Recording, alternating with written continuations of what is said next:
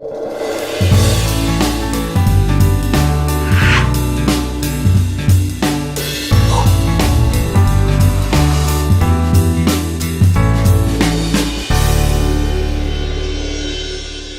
noite, irmãos. Com alegria, com grande prazer, estamos aqui mais uma vez, tratando de temas pertinentes à nossa vida e não apenas ao nosso saber teológico, mas temas que a palavra de Deus traz a lume, a nossa atenção para que nós apliquemos na nossa vida, no nosso ministério, e para que sejam observados de maneira prática, para que sirvam de lume ao nosso caminhar nesse mundo tenebroso em que nós vivemos. Ao longo dessa semana, os irmãos têm ouvido muitas coisas a respeito do Rei, a respeito de Cristo Jesus. Ao longo dessa semana, nós temos penetrado naquilo que a Bíblia traz sobre a pessoa de Jesus Cristo, nosso Salvador, os diversos aspectos de sua vida, de seu ministério, e coube-me a tarefa de, nessa noite, levar a nossa atenção até a questão da humildade do Rei. E nós vamos fazer isso indo até a passagem clássica que fala disso e que já foi aqui cantada e magistralmente poetizada pelo nosso querido Estênio, que folgamos ver também, temos muita alegria em vê-lo aqui junto com a Selma, amigos de longa data, irmãos em Cristo Jesus chegados, e nós queremos fazer isso então, lendo os versículos 5 a 8 que estão na transparência seguinte. Eu pediria que nós lêssemos conjuntamente o que está projetado. Filipenses capítulo 2, versículos 5 a 8, nós iremos fazer referências a outros versículos depois desse mesmo capítulo 2 de Filipenses, mas concentremos a nossa atenção nesse momento, nesses versículos 5 a 8. Vamos ler juntos? Tende em vós o mesmo sentimento que houve também em Cristo Jesus, pois ele, subsistindo em forma de Deus, não julgou como usurpação o ser igual a Deus, antes a si mesmo se esvaziou, assumindo a forma de servo, tornando-se em semelhança de homens e reconhecido em figura humana, e a si mesmo se humilhou, tornando-se obediente até a morte e morte de cruz. Vamos orar.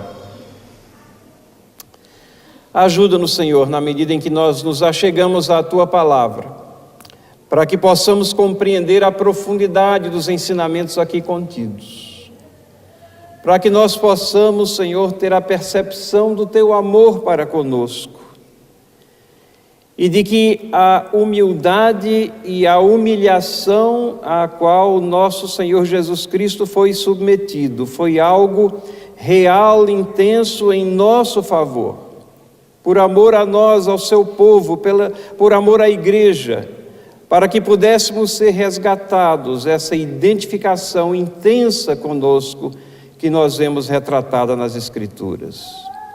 Perdoa-nos porque às vezes temos negligenciado essas verdades, aplicado elas de forma superficial, não temos tido o tempo necessário para que nos apercebamos de quão grande preço foi pago por nossa salvação. E ajuda-nos nessa noite, Senhor, a voltarmos aos trilhos nessa percepção daquilo que Tu és. Ajuda-nos, em nome de Jesus. Amém. Esses versos vão ficar ali projetados e nós vamos meditar neles por um tempo. E eu queria tratar de alguns temas inicialmente. O tema do usurpar, o tema do esvaziar, que são temas tão fortes que estão contidos aqui nesses versos. E eu começo com o versículo 6. O versículo 6 que diz assim: pois ele, subsistindo em forma de Deus, não julgou como usurpação ser igual a Deus. Se você é como eu, talvez tenha ficado às vezes intrigado com as expressões que são utilizadas nesse verso. Talvez não, talvez você esteja a algumas milhas à frente da minha percepção, mas muitas vezes eu abordei esse trecho aqui e eu ficava me perguntando, mas o que é que Paulo quer dizer quando ele fala nessa usurpação? De que estágio da vida do nosso Senhor Jesus Cristo Paulo está falando? Ele está tratando aqui da pré-encarnação. Paulo estaria, porventura, dizendo que antes da encarnação, o fato de Jesus Cristo ser Deus não era usurpação da divindade, mas era algo por direito dele? Será que é isso que ele está dizendo? Qual é a mensagem que está sendo transmitida aqui sobre a pessoa, sobre as naturezas de Cristo? Será que ele está se referindo aqui no estágio permanente ao Cristo eterno, que essa condição de ele não usurpar o ser igual a Deus é uma condição que ele leva por toda a vida, por toda a existência, e que está aqui registrada indelevelmente nas páginas da Escritura, para que nós tenhamos a percepção de que ele é Deus, mas isso ele é por direito? Ou será que Paulo está tratando aqui mais especificamente do estágio de humilhação de Cristo? E tratando desse estágio de humilhação de Cristo, que nós entendemos que começa com a sua encarnação, ele está tratando do estágio de humilhação, mas fazendo referência à pré-encarnação. E eu creio que é essa a abordagem que Paulo traz aqui nesse versículo. Paulo fala do estágio de humilhação de Cristo, mas ele está ancorando o seu pensamento no Cristo pré-encarnado. E ele está olhando aqui um Cristo, está expondo, está ensinando sobre esse Cristo humilhado, sobre esse Cristo que se humilhou e que retrata humildade agora na sua pessoa. O verso 6 tem que ser entendido dentro dessa estrutura do estágio de humilhação de Cristo. O julgar como usurpação que Paulo coloca aqui, e assim foi traduzido, existem um sem número de traduções que seriam possíveis, mas essa é uma tradução boa do original. Eu creio que não está se referindo ao estágio de pré-encarnação, mas ao Cristo encarnado. O subsistindo em forma de Deus não pode ser interpretado também como sugerindo qualquer expressão docética. A questão da forma de Deus diz respeito à essência de que na Trindade nós temos três pessoas que são igualmente divindade, elas. Três pessoas que subsistem numa só. E esse Cristo Jesus que veio, habitou entre nós, encarnou, identificou-se conosco. Esse Cristo que é o próprio Deus, nesse estágio de humilhação, nessa encarnação, ele não procura se apropriar, ele não procura usurpar de todas aquelas características ou privilégios da divindade que inerentemente ele teve na sua encarnação. ele tinha antes da sua encarnação e ele terá para sempre. Isso faz parte da essência do Cristo Jesus.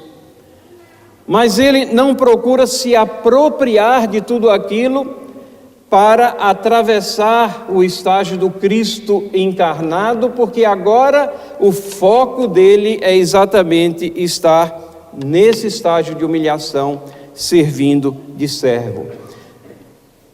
Servindo de servo àqueles a quem ele veio resgatar, a mim, a você que se constitui também servo desse Cristo Jesus, parte do povo de Deus. Cristo não procurou se apropriar então dessa divindade, mas algumas doutrinas estranhas surgiram até dessa falta de compreensão talvez desse trecho, onde as pessoas não conseguiam ou não conseguiram e às vezes até não conseguem admitir ou conceber como é que o Deus pleno pode chegar ao estágio de humilhação. E começam a formular doutrinas estranhas de que ele nunca deixou aquele estágio, apenas ele chegou a uma forma humana, mas não essencialmente humana ou real. Mas aí nós temos concílios na igreja, como o concílio de Nicéia e o credo niceno, que estabeleceram e deixaram registrado que não, Jesus Cristo é da mesma substância do Pai, Deus verdadeiro, Deus pleno, e somente porque Ele é Deus é porque Ele pôde vencer a morte também, com toda a identificação conosco que Ele tinha e com todo o estágio de humilhação que Ele atravessava. Ele submeteu-se a tudo isso para que Ele pudesse sair vitorioso e vencedor no final.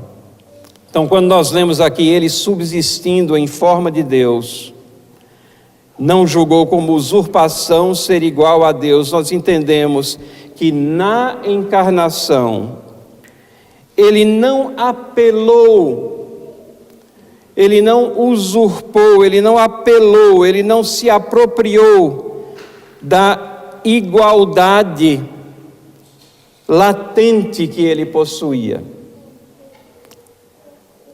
Palavra traduzida como igual, não é aquela, a palavrinha isos, né, de isonomia, né, igualdade, de tratamento igual. Não, ele não procurou ter o mesmo privilégio que ele possuía antes da encarnação, mas agora ele abre mão de algumas coisas, como o texto vai revelando a nós as coisas que ele foi abrindo mão para que ele pudesse atravessar essa identificação total, plena, completa conosco. Assume então a mesma natureza que eu e você temos, a natureza humana, e preserva a natureza divina, mas sem os privilégios dessa natureza divina. Ele veio redimir e então ele se humilha, ele demonstra humildade. E esse é o paradoxo aparente aqui que nós lidamos, é a humildade do rei. Você conhece um rei humilde? É quase uma contradição de termos, mas a humildade do rei é um rei que se humilha, é um rei que se humilha para servir, é um rei que tem no seu horizonte, no seu foco, nas suas ações, o bem daqueles a quem ele veio resgatar. Aquele que abre mão de suas prerrogativas até da vida, entrega a sua vida para resgatar o seu povo, para morrer por suas ovelhas, como nos mostra a palavra de Deus. O usurpar é a primeira coisa, quando nós abordamos essa questão da humildade do rei, que nos chama a atenção, essa apropriação da divindade que ele deixa de lado no que diz respeito aos privilégios, subsistindo em forma de Deus, na essência de Deus, não julgou como usurpação, não procurou se apropriar e ser igual em toda glória e prerrogativas que a divindade poderia, por legítimo direito, ter, Não, ele abre mão. Ele abre mão por amor. Ele abre mão por amor do seu povo. E na medida que nós vamos lendo aqui no versículo 7, nós lemos: antes a si mesmo se esvaziou, assumindo a forma de servo, tornando-se em semelhança de homens e reconhecido em figura humana. A palavra-chave que nos chama a atenção aqui é esvaziar. Esvaziar. Paulo dá andamento então a essa exposição. E aqui ele passa a nos dar uma lição do modus operandi, como é que foi esse estágio de humilhação. Como é que isso pôde se processar? Essa palavra-chave, esvaziar, e que vem aqui na forma reflexiva, né? Esvaziou-se a si mesmo, que é, tenho certeza que todos os alunos aqui sabem, né? A palavra kenao ou kenomao, de onde nós temos o termo teológico kenosis, que significa esvaziar. Nós temos aqui o autoesvaziamento de Cristo. Renúncia a prerrogativas, renúncia a vantagens. Veja, o Deus que tem direito a tudo, o Deus que está plenamente satisfeito em si mesmo, ele se esvazia. E aí vem a pergunta: esvaziou-se de quê? Esvaziou-se de quê?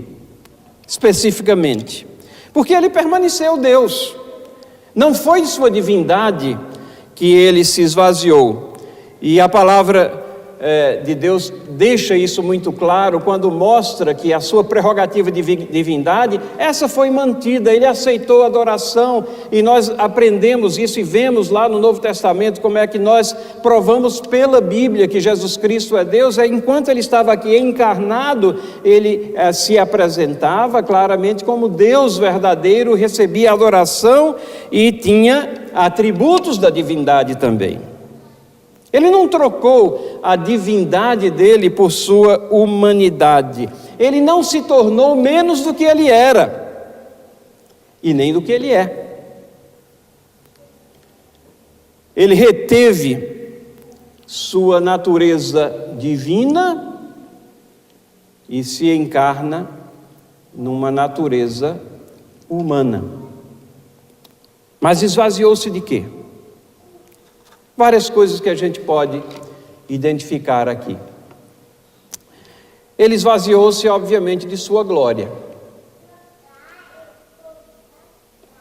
E por esvaziar-se de sua glória, ele habitou entre nós.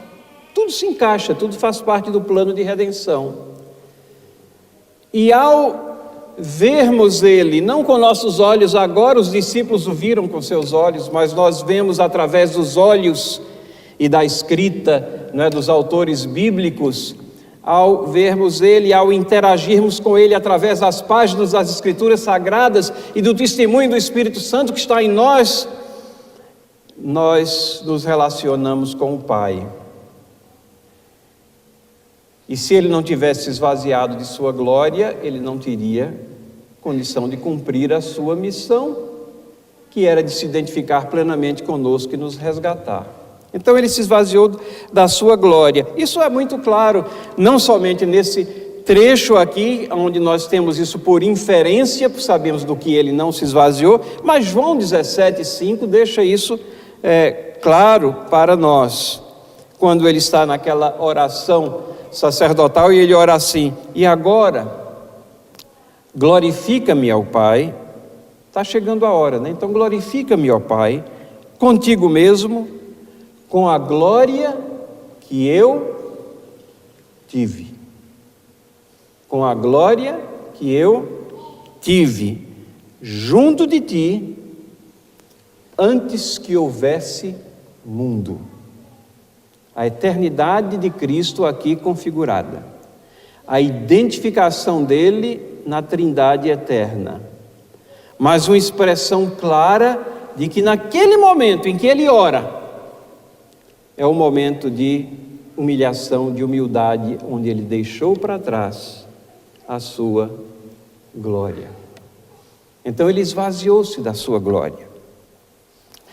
Certamente ele esvaziou-se também de certas prerrogativas divinas. E quando nós dizemos que ele se esvaziou de certas prerrogativas divinas, mais uma vez eu repito, não estamos dizendo que ele se esvaziou da essência da sua divindade, não, ele não deixou de ser onisciente. João 2,25 diz assim: e não precisava que alguém lhe desse testemunho a respeito do homem, porque ele mesmo sabia o que era a natureza humana. Muitas vezes as perguntas de Jesus eram perguntas retóricas, eram para envolver e engajar os discípulos na conversação e fazê-los pensar também, mas não porque ele estivesse ignorante das coisas que haveriam de ser respondidas. Jesus Cristo não deixou para trás a sua onisciência, ele não se esvaziou da sua onisciência.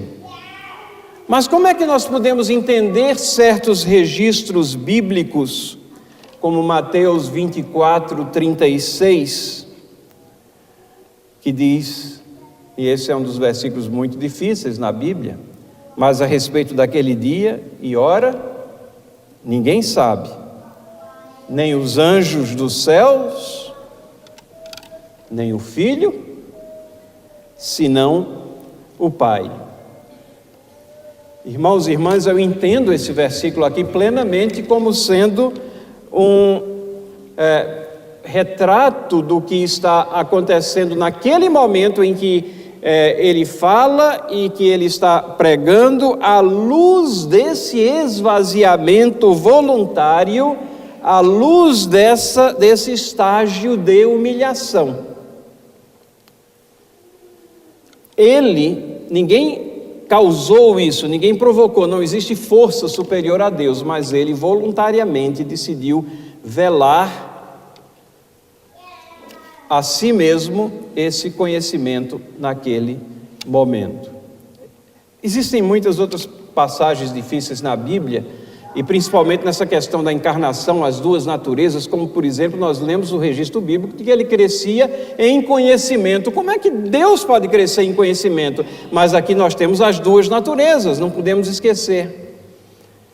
E creio que parte desse esvaziar-se a si mesmo é essa submissão que ele faz ao desenvolvimento biológico e cognitivo da natureza humana,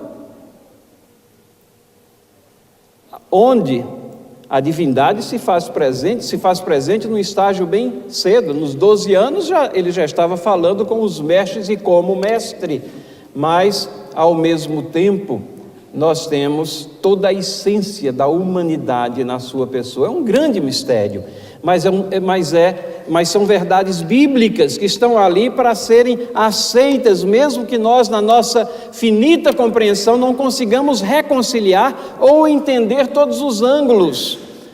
Nós não podemos entender todos os mistérios de Deus. Isso é a mesma coisa que nós queremos entender todas as facetas e explicar todas as nuances da predestinação, por exemplo, da questão da responsabilidade humana e soberania divina. Não, os homens são responsáveis, as pessoas são responsáveis e Deus é soberano, e essas duas verdades estão lá e elas não são contraditórias, mas nós não sabemos como elas se entrelaçam, não sabemos o mecanismo de entrelaçamento, a não ser quando deixamos que a Bíblia fale e acatamos que a soberania de Deus é tão intensa e maravilhosa que é Ele que opera em nós tanto querer como poder, e ainda faz isso de forma que nós estamos planejando os nossos passos e definindo os nossos caminhos, mas tendo que fazer isso debaixo de submissão a essa soberania. Entendo, então, essa questão de Mateus 24:36, à luz também desse esvaziamento. Certamente, ele esvaziou-se de sua condição de riqueza, de ser o dono de tudo, o proprietário de tudo. E isso nós aprendemos em 2 Coríntios capítulo 8, versículo 9, onde nós lemos: Nosso Senhor Jesus Cristo, que sendo rico, se fez pobre, por amor de vós, para que, pela sua pobreza, vos tornasseis ricos. Poético, não é, Estênio? Pela sua pobreza, vos tornasseis ricos. Mas ele renuncia à riqueza que é dele. Isso se chama autonegação ou abnegação. Negar coisas que você tem direito, privilégio. Humilhar-se, demonstrar humildade. Procurar coisas menores para alcançar os objetivos maiores. E tem um esvaziamento que ele acho que supera esses precedentes. Os outros são todos importantes, obviamente, tudo faz parte. Mas já pensaram que o grande esvaziamento foi do relacionamento especial e imaculado com o Pai na Trindade? E a gente às vezes pensa, mas como o relacionamento sempre foi o mesmo? Não. 2 Coríntios 5:21, aquele que não conheceu o pecado, ele o fez pecado por nós, para que nele fôssemos feitos justiça de Deus. E essa não é a situação que nós encontramos expressa no seu grito na cruz: Deus meu, por que me desamparaste? Quando é que você se sente desamparado? Quando você sente a ausência de um relacionamento próximo que deveria, na sua expectativa, estar lhe amparando. E Jesus Cristo tinha a consciência disso, tanto que antes ele disse: se for possível, passa de mim esse cálice. Certamente esse é o esvaziamento mais profundo aqui desse relacionamento que é quebrado, porque ali na cruz estão pendurados os nossos pecados. E são eles que causaram esse afastamento do relacionamento. E ele tinha que se esvaziar para que ele pudesse receber sobre si os nossos pecados. Mas é importante que nós compreendamos, mesmo renunciando a todos esses privilégios, ele nunca cessou de ser Deus. A qualquer momento, Jesus Cristo poderia varrer da face da terra os seus inimigos. Ele podia, como ele falou a Satanás, podia comandar uma legião de anjos, mas não o fez, não porque fosse impotente para fazê-lo, mas por amor a você e a mim. Ele se humilhou, ele voluntariamente se esvaziou. E como essa doutrina ela enseja cautela também, porque ele não se esvaziou de sua soberania. Esse é um ramo cruel, contemporâneo da teologia, que ensina erroneamente. Pega-se nesse trecho da palavra de Deus que fala especificamente da humilhação de Jesus Cristo encarnado aqui, e extrapola esse esvaziamento para a pessoa de Deus, para a Trindade Santa, e diz que para que o Deus verdadeiro tenha um relacionamento real com a humanidade, ele até que é um Deus soberano, ele até que pode fazer algumas coisas, mas ele esvazia-se da sua soberania para que o relacionamento seja real. Isso é o que ensina a teologia relacional, heresia pura. A teologia que ensina que Deus é impotente perante as forças da natureza, quando a palavra de Deus diz que ele comanda elas e cumpre os seus propósitos através delas também. Uma teologia que acha que porque esse relacionamento tem que ser autêntico, o futuro está sendo construído ainda numa cooperação entre Deus e o homem, de tal maneira que se ele ainda está construído, ele não existe e, consequentemente, Deus não sabe o futuro. E ela ensina isso. E pessoas seguem aqueles que ensinam essas heresias. Não, Deus não se esvaziou de sua soberania, muito menos Jesus Cristo, ele era Deus soberano aqui, habitando entre nós, esvaziado de sua glória e algumas de suas prerrogativas, sim. E até daquele relacionamento especial e imaculado com o Pai, mas sem nunca cessar de ser Deus. Ele torna-se servo. Ele torna-se servo. O texto diz que ele se esvaziou assumindo a forma de servo. Notem que é a mesma palavra que é utilizada no versículo anterior, forma, morfe, né? E ela significa, nesse contexto aqui, ela significa muito apropriadamente essência de servo, porque logo na sequência aqui nós temos tornando-se em semelhança de homens, e aqui nós temos uma outra palavra que é esquema. Então ele tem a essência do servo e ele tem a natureza humana.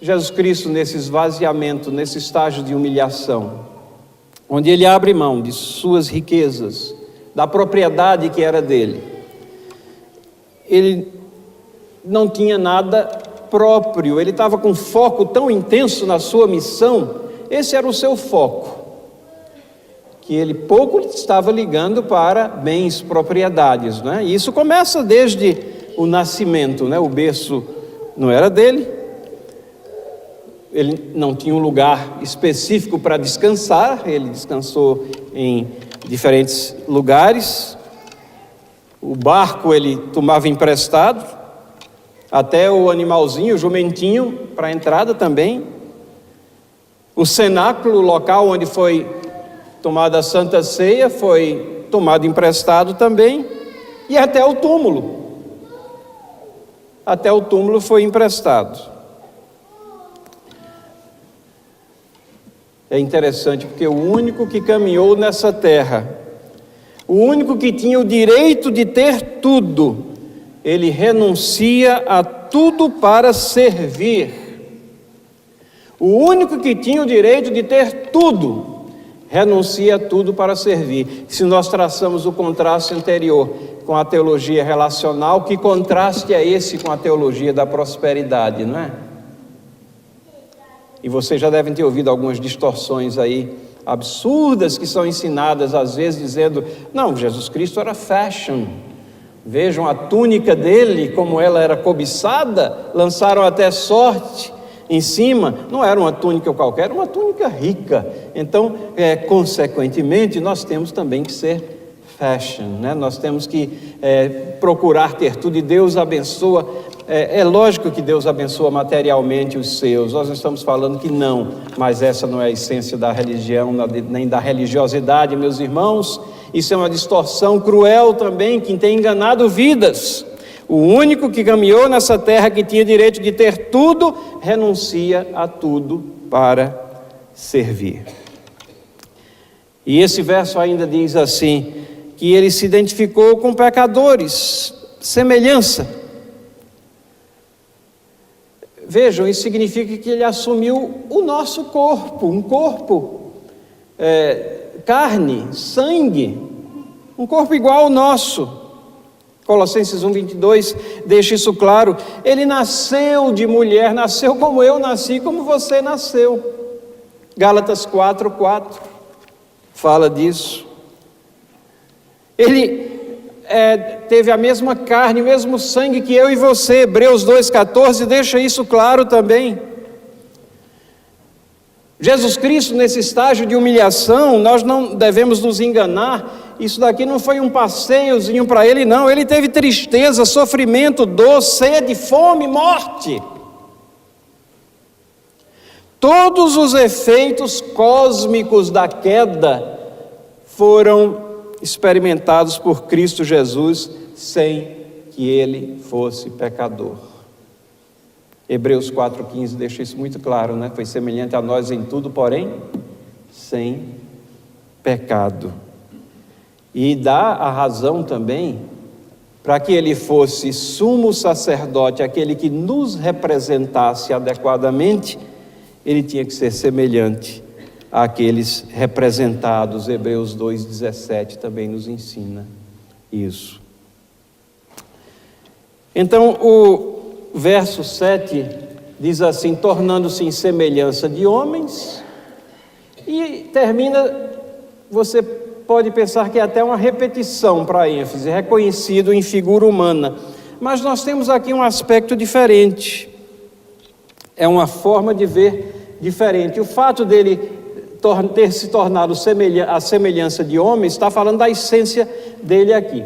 Mas reconhecido em figura humana, significa que ele foi visto por outros também como homem, reconhecido em figura humana. Os outros o reconheciam como homem, os outros o tratavam como homem. Interessante que muitas vezes, inúmeras vezes, reconheciam a sabedoria de suas palavras, admiravam a sabedoria de suas palavras, mas pela cegueira do pecado, ao olharem para ele e verem somente um homem, também o desafiavam, também o perseguiam, também o procuraram matar em diversas ocasiões, mas a hora dele ainda não havia chegado, até o momento em que ele entrega a sua vida, né? Ninguém atira, mas ele entrega a sua vida, reconhecido em figura humana. E aí nós chegamos no versículo 8, que fala bem especificamente, traz a palavra humilhar. Então aqui nós temos o humilhar-se.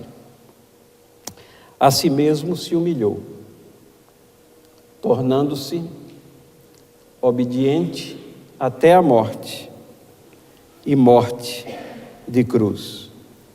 Primeira coisa que nos chama a atenção nesse verso é que essa humilhação foi voluntária, e isso vem sendo retratado em todo o texto, desde o início, né? Esvaziou-se, a forma reflexiva. Aqui, humilhou-se. A humilhação foi voluntária, como o esvaziamento foi voluntário, como colocar-se como servo foi voluntário. É aquilo que por isso nós falamos do sacrifício vicário de Cristo Jesus, onde aquele que é ofendido é que proporciona o sacrifício para si próprio. E chama-nos a atenção também que a obediência foi real, a humilhação foi voluntária e a obediência foi real. Em nenhum momento no seu estágio de humilhação, em nenhum momento em que ele estava aqui nessa terra, ele disse: parem, basta. Ele foi obediente até a morte, por mais dolorosa que ele soubesse que ela seria, e ela foi. Por mais intensa que fosse a separação com o Pai, que os nossos pecados iriam provocar em sua trajetória, ele foi obediente até a morte. Obediente até a morte. E a morte foi fatal, morte de cruz. Não foi apenas um desmaio, como algumas teorias tentam colocar, teorias até carcomidas já pelo tempo, mas ainda assim de vez em quando ressurgem. Essas revistas aí super interessantes e semelhantes, elas são pródigas em ressuscitar coisas do velho liberalismo alemão, às vezes, e trazer como grande novidade, quando na realidade são heresias batidas, rebatidas, requentadas e inofensivas, sim, para aqueles que levam com seriedade os ensinamentos da palavra de Deus, mas que causam dano no imaginário popular, porque eles acham que temos uma descoberta nova, e então o que a Bíblia está dizendo não é bem assim. Não, a morte foi real. A humilhação foi voluntária, a obediência foi real e a morte foi fatal. Mas a morte era necessária para o plano da redenção.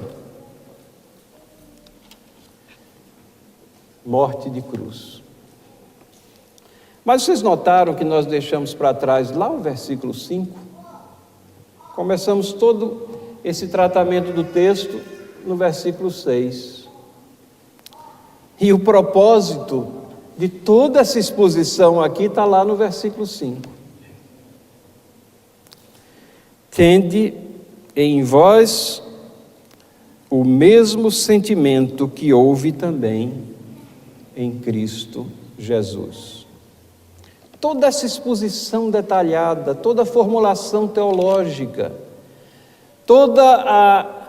o esforço de Paulo aqui para que nós compreendamos o que foi realmente a humilhação, a humildade de Cristo Jesus, ela tem uma finalidade didática que é nos impressionar para que nós venhamos a incorporar essa mesma atitude, esse mesmo sentimento que houve em Cristo Jesus, sentimento de abnegação, sentimento de renúncia, sentimento de você se esvaziar da parca glória que nós possamos ter aqui como humanos, pecadores falíveis. E Paulo não começou o assunto aqui. Na lâmina seguinte nós temos os versículos 1 a 4, onde ele já vem tratando isso. Vejam, se há, pois, alguma exortação em Cristo, alguma consolação de amor, alguma comunhão do Espírito, se há entranhados afetos e misericórdias, completai a minha alegria, de modo que penseis a mesma coisa, tenhais o mesmo amor, sejais unidos de alma, tendo o mesmo sentimento. Nada façais por partidarismo ou vanglória, mas por humildade, considerando cada um os outros superiores a si mesmo. Não tenha cada um em vista o que é propriamente seu, senão também cada qual o que é dos outros. Ele já vem trabalhando ali os seus leitores e a nós. Essas palavras foram escritas para nossa instrução, para que nós tenhamos humildade em nossas vidas, desprendimento, pensamento nos outros e não em nós mesmos. Há um ponto em que ele chega lá no versículo 5 e diz: tende em vós o mesmo sentimento que teve em Cristo Jesus. É a grande ilustração que ele traz. E ele começa aqui com esses sis, e cada vez que eu vejo um si nas Escrituras, eles apontam são sinais de alerta. Se há alguma exortação em Cristo, o que ele está dizendo é o seguinte: meu irmão, minha irmã, você acha que as exortações em Cristo elas são válidas?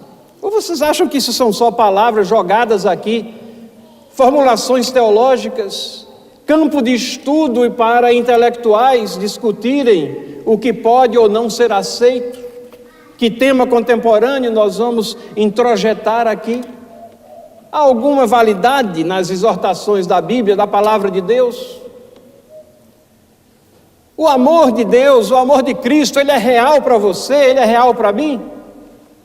Há alguma consolação do amor? Você já experimentou a consolação de Deus através de Cristo Jesus? Ou você continua atormentado em seus pecados, em suas incertezas? Você experimenta, você sabe o que é a comunhão do Espírito Santo de Deus? Você sente que você comunga do mesmo Espírito com pessoas, às vezes que você nunca encontrou, mas quando há identificação de que são servos do mesmo Senhor, você sente que o Espírito Santo de Deus está ali trabalhando essa comunhão entre vocês.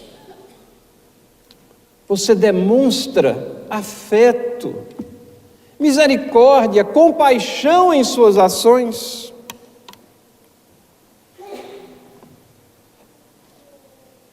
Paulo está preocupado em que nós venhamos a emular a humildade do rei. E se essas coisas são reais, ele diz: completem a minha alegria. Completem a minha alegria. Ele conhecia aqueles irmãos. Eu quero ficar mais alegre em vocês. E ele começa, então, a dar aqui exortações com relação à unidade. Unidade. Para depois falar de humildade. E terminar com altruísmo. Vejam, unidade, harmonia de pensar, de modo que penseis a mesma coisa. Ah, como isso é difícil. Ah, como alunos de teologia gostam de pensar diferente. As discussões, elas são tão gostosas, né? Mas que tal nos achegarmos àquele ponto comum que é a palavra de Deus, que vai dirimir todas as controvérsias. Como aconteceu lá em Atos capítulo 15, quando Tiago tira lá o texto de Amós e resolve uma controvérsia à luz daquilo que as Escrituras trazem. E leva aqueles irmãos que estavam se degladiando. O texto lá é tão interessante em Atos capítulo 15, porque ele diz assim, que houve, não diz assim literalmente, mas houve um quebra-pau daqueles lá naquela ocasião. Houve uma discussão daquelas. E no final eles escrevem uma carta dizendo: pareceu-nos bem a nós e ao Espírito Santo. E então eles colocam o resultado, fruto da reflexão em cima do texto. Como é que a gente pode ter essa harmonia de pensar? Só quando nós prezamos o ponto comum de convergência que nós devemos ter. Tenhais o mesmo amor, fonte única do amor.